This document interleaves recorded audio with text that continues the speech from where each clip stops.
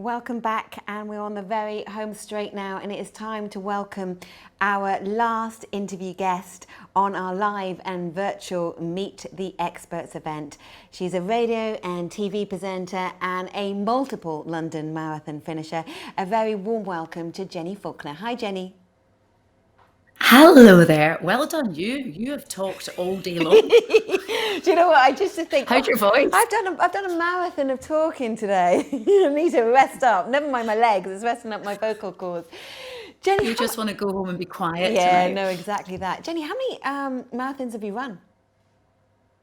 I have run 8 marathons, and to be honest, I would have run more, but I had to pull out one year because I was pregnant, and then I had to pull out another year because I was injured, which is so frustrating because my aim is to do 10 marathons. Although, you know what, Abby, you say that you'll only want to do 10, and I know once I've done 10, whenever that may be, I'll want to do more because it's like a bug, and you keep wanting to come back for more. Says the same thing. We've heard that word today repeated so often. So if you cast your mind back to your very first one, what was it like? I was so nervous. Okay, so I did my training plan out the London Marathon magazine. I had no idea what to do. So I just got the magazine, I looked at the training plans, which are brilliant, by the way, and I followed that pretty accurately. I really stuck to it. I maybe missed off a couple of the more grueling, hardcore tempo sessions, but apart from that, I did the training as per instructed, and I turned up on the start day, at the start line on the race day, and I was so nervous. I am not going to lie. I was out of breath walking from the tube station or the train station to the start line. And I thought, this does not bode well, being out of breath on the slight hill, walking up to the start line. I think I joined the queue for the toilets repeatedly. Once I'd been, I just went back to the back and then joined again, because you can't control these nerves, and you don't get nervous in a training run. And really, you should see the London Marathon as, the greatest of them all, and you should really not allow the nerves to take over. But it's very difficult at the start. I set off, I ran, I maybe had a couple of little stops for a pee break on the way, but I absolutely loved it. I couldn't believe the crowd support was incredible. I couldn't believe how enjoyable the whole experience was, apart from those 2 little breaks. I didn't stop running once, which I was really proud of. And I crossed the finish line 3:53 and was super happy. It's such an incredible day, and for those people that can really relate to that feeling of nerves ahead of their first ever London Marathon, what would you say to them now, having 8 marathons later? Yeah, it happens all the time. It happens with every race I do. Half marathons, 10Ks, 5Ks, park run. It's ridiculous. I get these butterflies, and it's not that I'm there to win, because I'm definitely not. I'm not competing with others, but I think you've trained so hard for whichever race you're running. You want to do well. You want to make it all worth it. And so I don't think you can ever control the nerves. But what you should know is, if you do experience those nerves, the minute you start running, they've gone. And that's a huge relief, I've got to say. And then you can concentrate on enjoying the event. I can remember one year I started off the London Marathon, and I was just behind you and Thomas. And you and Thomas came up to you and started having a chat. And I can remember thinking, no, she doesn't want to chat at the start of running 26.2 miles. What are you like as you go round that course? Do you like to listen to music? Are you taking in the spectator and all the cheers? Or what is your mindset like? He is a chatter, by the way. He talks. I do not know how he just ran that epic ultramarathon, because he would have used most of the energy on conversation. He is amazing, and he's great to run with. He really is. But he does say hello to everyone and high fives the crowd. I was like, you're expelling so much energy high fiving everyone that wants a high five or a fist pump. So anyway, so for me, because I train on my own, because generally, for years, I used to finish work at 6:30 in the morning. I did an early breakfast radio show, and it's very hard to find someone to go running with at 6:30 in the morning. So I train on my own, and now I finish at 10, but still difficult to find someone to go running at 10 in the morning. I do all my training runs on my own. So when it comes to race day, I'm more than happy running the event on my own. I take it all in. I don't really want to chat, because I know that I'm going to need that that energy for later. But I run next to people quite regularly. I've got a friend called Marcus Bean as well. He's a chef, and he runs with me sometimes. And I put headphones in. I listen to music or I listen to podcasts. I have my own podcast, Run Pod. And one year I did a marathon episode. Hugh Brasher spoke to me. I spoke to some former marathoners. I spoke to some of your legends that have run all of them.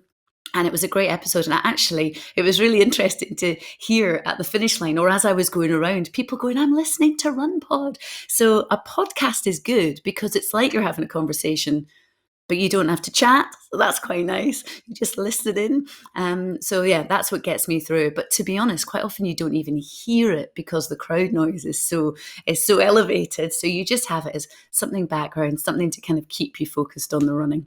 Let's talk about your podcast and Run Pod, and what are those inspiring stories that have really touched you? Oh, there's so many. So I started Run Pod 2 years ago, actually, just before the London Marathon that'd be 2019. My goodness, I can't work. That's ages ago. And it's been a weekly episode ever since. Sometimes there's little bonus episodes. And in that time, I've interviewed so many people, from Sophie Rayworth, who it was just a joy to chat to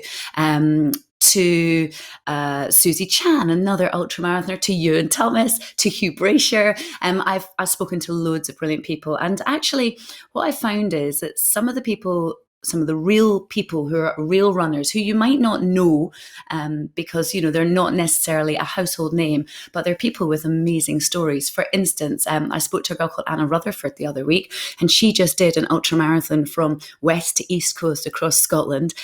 She did it in 60, I don't want to get the time wrong, but let's say it was in the region of 63 hours, because she smashed the record by 17 hours doing this run. It was incredible. 200 plus miles she ran. And she said, which was really interesting, you have to listen to this episode. She said that she, as for nutrition, used stock cubes. Have you ever heard that before? No. Use stock. Yeah. What, during the ultramarathon, she used stock cubes? Yeah, so she didn't like gels, and she got a bag, smashed up stock cubes, and then she'd just dip her finger in and kind of take them, because she said they had all the salts that she needed on the way around. So yeah, she recommended that we have stock cubes. I haven't tried it, I've got to be honest, but she said it meant that she didn't get stomach aches, and actually it was much better for her. It worked out really well. Do you know, that's so interesting. We had Anita Bean doing a live cooking demo earlier, and one person asked what can they take other than gels, because lots of people can't stomach gels. Try a stock cube. There you go, try it. Have a look. Who would have thought? Right, Jenny, we've got some questions that have come in. So what inspired you to run in the first place?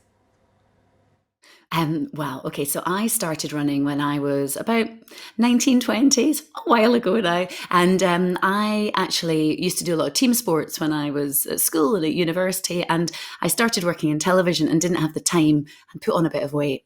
And so I thought, well, something I can do in my own time is go for a run. And I lived in Glasgow at the time, and I wanted to just run around the Botanic Gardens.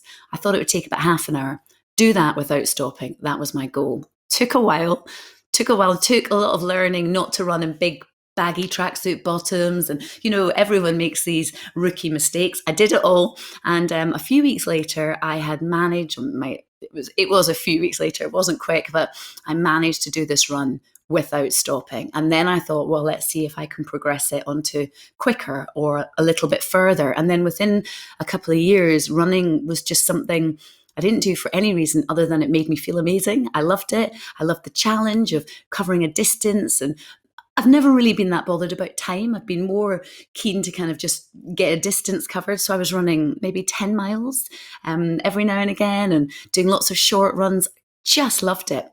And I always talked about doing a marathon. And I was on GMTV when I used to work on GMTV in the mornings. And I said, oh, I'd love to do the marathon. But I think inside, I didn't really want to do it because it looked really hard work.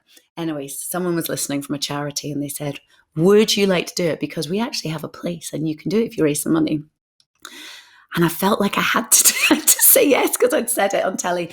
And that was my first marathon. And I loved it. It is the hardest, most challenging thing I think I do in a year, but it is also my favorite day of the year. I get nervous on the way to the start line, but you see the sense of pride and enjoyment you experience when you cross the finish line after you've said, I will never do that again, because everyone says that.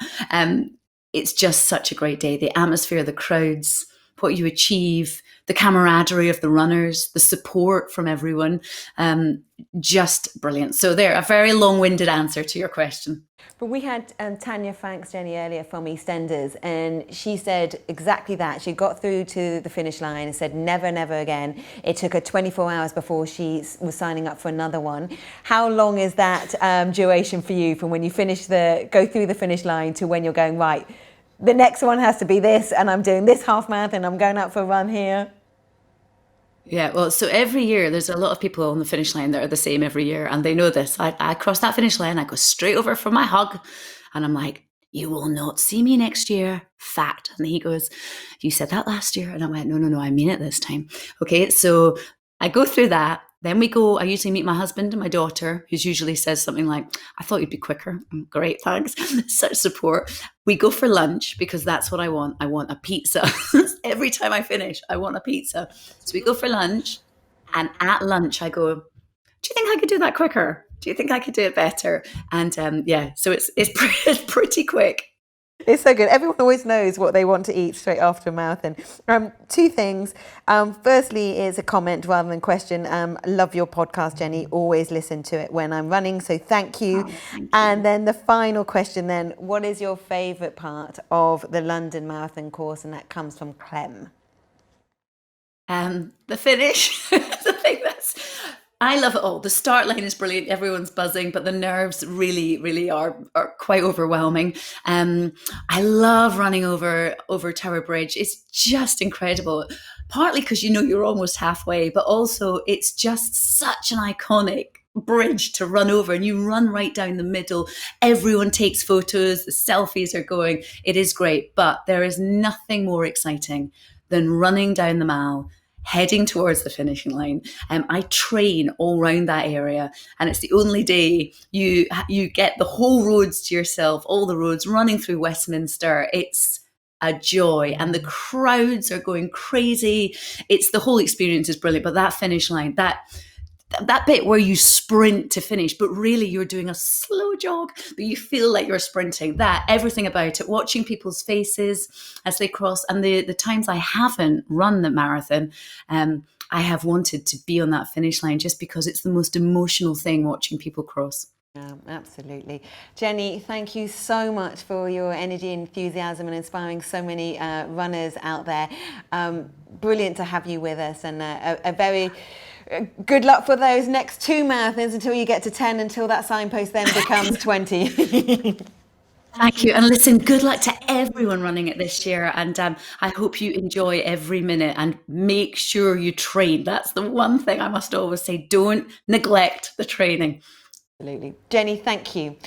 So that, ladies and gentlemen, brings us to the end of our live and virtual Meet the Expert event, our first ever virtual running of this event. So we hope that you've enjoyed it. We hope that you have left buoyed with inspiration and motivation. I'm sure you can't wait to go out on your training plan and get maybe in a run this afternoon, this evening, or tomorrow morning. But have a great training process before October the 3rd, and get to that start line in the best shape possible to really take in all the advice that everyone says today, which is just to enjoy it. It will be one of the hardest but most rewarding days that you'll get to experience.